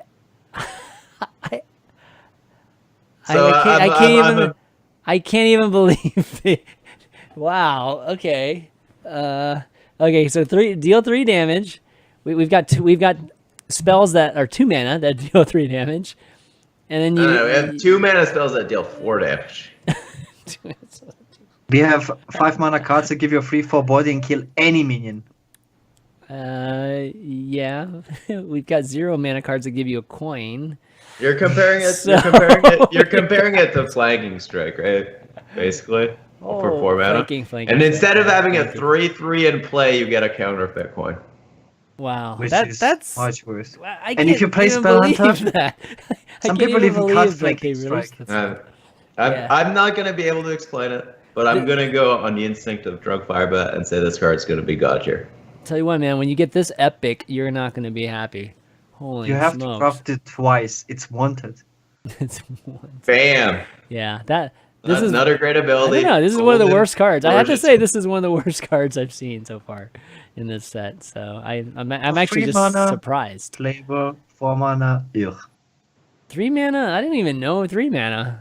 I think it would have been cool maybe to see at 2 mana. 3 mana is fine, probably. You wouldn't be played, right? For 3 mana? Because it has an upside, right? There's a lot of stuff to kill for 3 mana. Yes, you would play it for it. Yeah, and then you can coin out the Wild Spine for free for sure, yeah. Okay. 4 mana is just Yeah, 4 mana definitely puts it out of range. It's just hard to swallow playing it for 4 mana. All right, so next thing we got Mage, Vex Crow. It's very similar, by the way, to the Shaman. Like, you don't want to deal 3 damage for 4 mana. It's just, you don't. It's not even the mana cost for the card. It's like, on turn 4, you don't want to deal 3 damage. Yeah, no, that's true, too. Okay, so this is a 4 mana beast for a Mage, 3/3. Whenever you cast a spell, summon a random 2-costed minion. All right, so for you to get value, you either have to have a coin on turn 4, or your 3/3 has to not die. Yeah, which is or you have to play it on like turn 5 or 6, right? But you can play Karen on turn 6. Or you can also play like the 5/5 that summons a 3-drop on turn 6. Okay, all right. So let's move on. Let's move on. There's only one. That card's not good. I want to talk about this card because it's so much fun. Like, to talk about how bad this card is. So on top of it, the worst possible mana slot for a random created minion is 2 mana. Because it goes from a 1/1 to a Doomsayer. Imagine you play this, you do your fancy combo, you get a full board and summon a Doomsayer. Hey, you can get a Dirty Rat, man. Dirty Rat's pretty nice. No, Dirty Rat's rotating, dude. Yeah. Oh, yeah, Dirty Rat. But Doomsayer stays in the game forever. Yeah. You're probably gonna get you cast a spell, and then you're gonna have a 3/3 and a 2/1 on the board, and you'll be like, wow, this is bad. You invested so much into it. You had to frostbolt face it. This was balanced like circa 2016. It's just not gonna happen. Yeah. You're gonna play it on turn 4. It's not gonna die, and your opponent's gonna cast Call Arms, and you're gonna be like, "Wow, I'm dead. What am I doing with my life?" Why is this a card now? Like, what I hate is when class cards become filler cards. A lot of these class cards are filler cards, and that makes me upset. Are supposed to be a bit more powerful. I think that could have been a decent rogue card, maybe. Yeah, a rogue card would have made more sense. Could have been like a weird version of Violet Teacher, or a high rolly Violet Teacher. Like Mage doesn't have cheap spells. Preparation and coins. Maybe if Wanted was a mage card, Vex Crow was a rogue card. I don't know, but all right. Well, moving on. Last card here, Scale Worm. We got another 4 mana card. 4 mana has been very nice today. 4/4 Beast. It's a rare card. Battle cry. If you're holding a dragon, gain +1 attack and rush. So let's go back to the 5/8 rush guy that we saw earlier. Okay, let me bring it up. Right. They're almost the same card, except Scale Worm's kind of just a less high rolly version of it, right? Is if you subtract the 2/1s, right? So you have a 5/4 on the left. But this one costs 4, and you also have a 5/4, right? Yeah. So they're basically the same card, except Scale Worm costs 1 less mana. So Scale Worm is good, is what I'm saying. Really good. Really? Yes. Okay. They're the same card, except one costs 1 less. That's all it is. Okay. I mean, I see where you're going with that. It's really good. I mean, there's a conditional here. There's you have to be holding a dragon. Yeah, and dragons rotate out, and the dragons are not playable anymore. Yeah. Sure. So, and then the spirit, if you read this card as a 5/4 beast that has rush, not ignore the dragon part of it. The card. Yeah, I mean, you would never play this in a non-dragon deck. So I guess assuming but the thing that's is, the case. This card itself had to be a dragon at least. Yeah. Because if it was a dragon, it would be very insane. I'm just saying there's. If it was a dragon, that would be. Let's really see the rest of the set and see if there's any cool dragons that come. There's gotta be, right? There's gotta be. Everyone some chill. Dragons. There's no way. Relax. There's no way they wouldn't replace some dragons. So. Okay, so 5/4 beast with rush. All right. Whenever I see something for 4 mana, I think about Call to Arms. We have to deal with it. God, right. A 5/4 rush for 4 is good. Yeah. All right. It definitely would trade into anything. Like I said at the start of the show, like if they have like a rush card that's just like a 3/3 rush for 3, and I said that would be insane, right? Yeah. And this meets exactly this criteria of being a fairly statted minion with rush. Oh, that's a dragon card. But there's no more dragons, so I would have liked the 4/5 with rush though. It'd be slightly better, yeah. But still. Yeah. Okay. Fairly statted minion with rush is insane. Because it meets that criteria of being able to value trade something, staying alive, and being on the board, which gives you a tempo advantage. I think right now, for 4 mana, you have to play in AoE and not kill 1 minion. I think everything you have to play like Dustbreakers on 4 and Hellfires. That's like the meta we have. Yeah. You have to AoE on 4 and not trade for 1 minion. Yeah, makes sense. That's why for me it feels like a bad card. Because you just have to go AoE into AoE into AoE into AoE. Sort of. Because people don't play 1 minion anymore. People do broken stuff. People go Hunter Spellstones, right? People go like Call to Arms. It's like only those type of decks play curve deck? Like what other curve? I'm pretty happy hitting my 5/4 rush into your war later. Dude, as long as you get to turn 6, you can play Spyful Gar. It's all good, man. It's like totally cool. If it works that way, right. Let's play some fair Hearthstone. Exactly. You play 1 minion at a time. Feels good, man. Well, that's the last card we had today, but you know, I think we're rounding out the end of the show. We've got maybe one last question, but before we do that, I want to give a quick shout out to our patrons, because you are the guys that support the show and, you know, keep us doing it. So thank you so much to all the patrons for doing that. Go to patreon.com/valuetown if you want to make a pledge today. And quick shout out to all our patrons, or at least some of our patrons: Mike T, our legendary producer, as always, and then Ray Dan, Bob K, Gary D, Vince F, Alex F, Bruce W, Michael O, Graham S, Cameron M, Eric L, Cody K, Eric L, and Sasha G, just to name a few. You guys are the best. And of course, our show's always, you know, of course, or it's not always sponsored. It's actually an hsreplay.net show. So, you know, go check out the website. It's amazing. And, you know, get the best deck.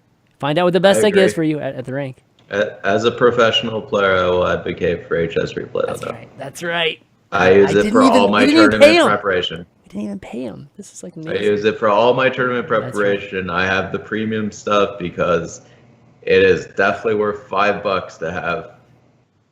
Like everything that I used to do by hand on paper or on Excel sheets, and used to spend like 20 hours a day just like right before a tournament trying to get this information. And they do it all for you. It's amazing. Yeah. How far we've come. There's a lot coming too, guys. I'm like, I can't wait to. I mean, we did collection singing just like a week ago, and there's a lot coming soon. So I can't wait to eventually be able to tell you guys about announcement, you know, that sort of thing. But yeah, go check that out, hsreplay.net, and find out what the best deck is for you at your rank. All right, Q&A. We've got Ahmed N. He's got a good question here. I just want to get this in there before we take off. What rotating card didn't get its chance to shine?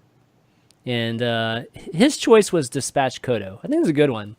So what card just never, you know, probably had... I'm just not sure what's rotating. So okay, let me see if I can very bad in overall Hearthstone knowledge. A good way to do this. Let me see. So I will knock out all of these. I'll bring it up in HS Replay. In the meantime, anybody know? I have no idea. I just don't know what's rotating. So. Okay, so let me bring these up. It's especially the question is like, what's rotating that wasn't played? So it's like, it's kind of hard to think about in that sense. Yeah. I'm pretty sure it has to be like Shaman and Hunter. Because Shaman and Hunter, you know, were like the weakest classes. Jade Claw's got a time to shine, buddy. Yeah. Okay, so I've got, let's see, I think I only are showing spells here. Okay, not spells. Okay, here we go. All right, so here's a list. All right, we got Mistress. These are definitely, the ones that are in the top here are definitely not the ones that are like, let's go to the bottom. Let's just go to the bottom. I would only look at Shaman and Hunter. Right. Is Knuckles rotating? Then Knuckles. Which one? Knuckles. You think Knuckles had a time to shine? No, he didn't have a time to shine. Oh, Knuckles. Yeah, are we talking about the cards that didn't have a time?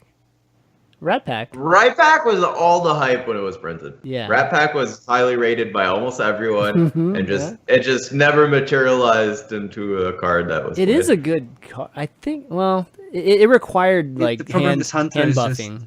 It required that more terrible hand buffing. This card, man, like people barely even use Blast Crystal Potion. It destroys one of your mana crystals. I know, but it kills anything. It's like crazy. Let's see. Embrace the Shadow, Shifting Shade. I don't know. These are all pretty good, or at least had something. Actually, I'm kind of glad Cabal Trafficker made an appearance very late into the meta. Yeah, I mean, maybe that's where my vote goes. Like Frozen and Dog brought this card to WSG. They both did well with it. I think this is a card that flew under the radar, and like maybe Frozen Dog had it right. Maybe the proper Control Warlock build involved the copy of Cabal Trafficker. Okay. Yeah. It's great value, that's for sure. It's good value. I always like Scaled Nightmare, but it's just like Priest is just too good against it. Gotta be something here. I think Dispatch Kodo was a pretty good pick for him. That card has a lot of potential. Firebat was also not really good, if you think about it. Firebat? Like, it's like Hunter needed a 1-drop, and it was like the disappointment for Hunter. He really didn't end up being the leper gnome everyone needed. Yeah. Yeah, it's true. All right, we're getting closer to actually having Kylie Grandmother. That would definitely. That was. There's, I mean, there's this card we're called trying to find Potion of good Manus. cards. Yeah, we're trying to find good cards that just never got a chance, really, right? I feel like some of these cards just like that one was a great example. It's just like hate cards that just never let it be in the game.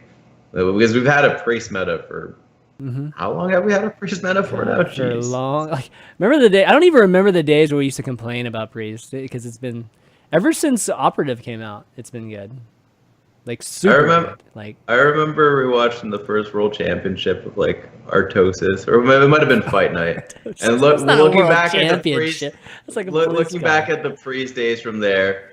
I remember watching a priest against combo druid, and the priest had like Blade Master and Akanai. Yeah, and I remember that. He didn't play a card till turn 8 because he was just waiting for a circle. It was a Moz, right? And then he just like, oh no, okay, it wasn't a Moz. You were just waiting for a circle. I just never played anything. Those were the days of priest, man. People had no game understanding. Jeez, all right. Yeah. So I don't know. To answer your question, I guess your pick was. What was your pick? I'm going with Cabal Trafficker. Cabal Trafficker. Yeah, that's a pretty good one. I don't know. I think that's. Wow, Ragnaros Light Lords in so few decks. I know. Well, I mean, he did shine. He did shine. Yeah, it had definitely its moments for sure. So I think it just got like in the decks where it would be played, like Lich King is just such a better version. I mean, look at Faceless. Look how low Faceless is.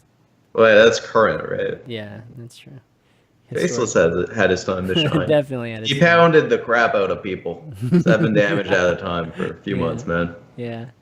All right. I guess mine would be the Rat then. The Rat Pack guy. I think that's about the only one. I mean, a lot of these just, I don't know. I feel like we used. Yeah.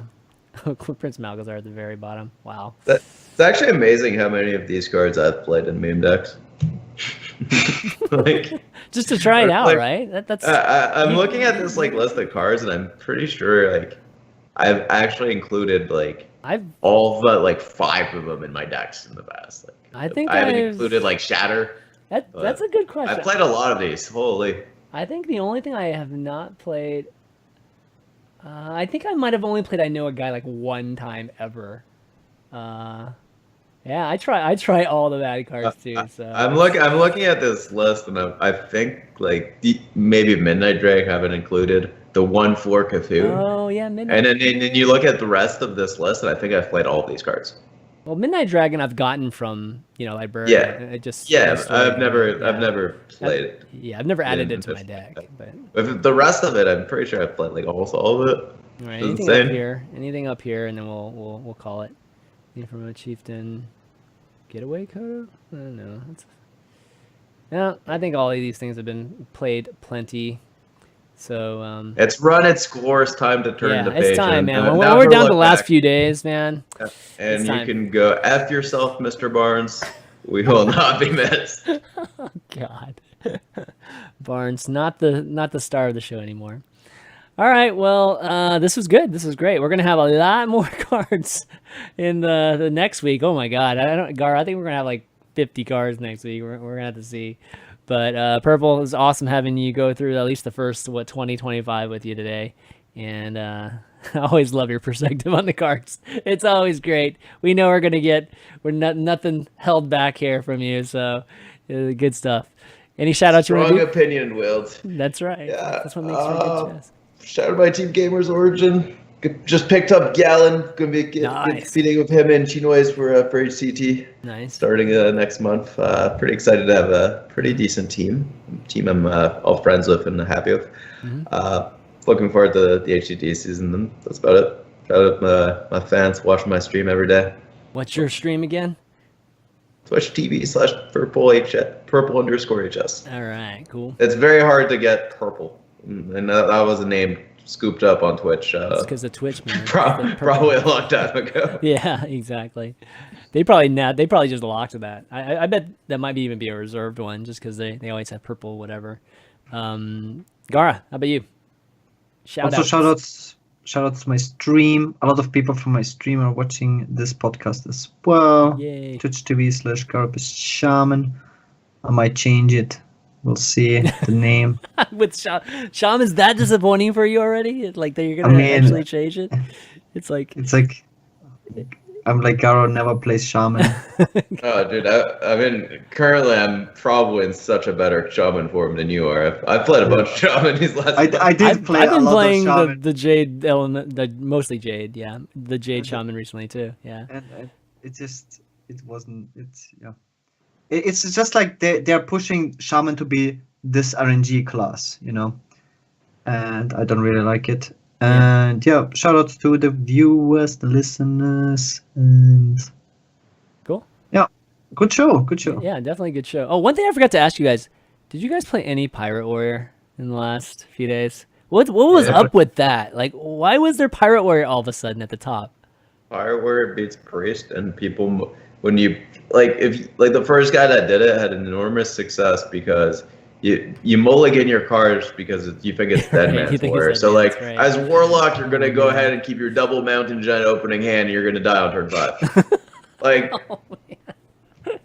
That's that makes sense. It is so polarized to Dead Man's Warrior without being a powerful deck that mulligans will be so wrong that you're gonna just get percentages. That's crazy. That's funny. That's why you gotta love the meta sometimes. It's just like these little moments, these phases in the meta that they're just like are hilarious to see. But no, I'll round things out. Breeze Priest, yeah, that's the biggest thing, right?